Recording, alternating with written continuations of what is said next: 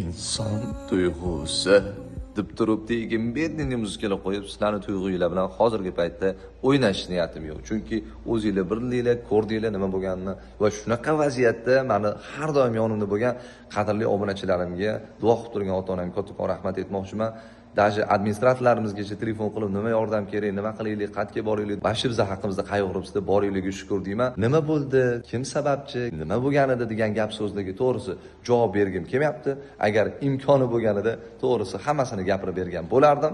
Afsuski bu narsani bir xil insonlar ko'tara olmaydi. Hamma kommentariyalarni ko'ryapman, o'qiyapman, qo'llab-quvvatlayapsiz, motivatsiya beryapsiz, to'g'ri, negativlar juda ham ko'p. Lekin bitta narsani sizlarga aytib o'tmoqchiman. Har doim bitta narsani bitta taraf bilan ko'rib, hech qachon baho bermaylik. Ikkita tomonni ko'rib baho bersanglar, menimcha shunda ham zo'r bo'lardi. To'g'ri aytishinglar mumkin, qani davay gapir o'sha haqiqatni deb. Baribir inson ichida o'zini haqiqati bo'ladi. Lekin o'sha haqiqatni men ichimga yutishga majbur bo'ldim. Shuni bilib olinglarki, haqiqat egiladi, bukiladi, lekin hech qachon sinmaydi. Mana shu muammolardan keyin men to'g'risi kimligini, kim 200lamachi, kim yaqinim, kim okamligini hammasini bilib oldim. Bu dunyoda yana bir bor amin bo'ldimki, haqiqiy do'st bu ota-ona. Tushkunlikka tushib qolish yo'q, har doim oldinga qadam bosishda davom etamiz. O'sha gap kimlarningdir qayg'usi boshqalarga bayram bo'ldi. How could I ever know you?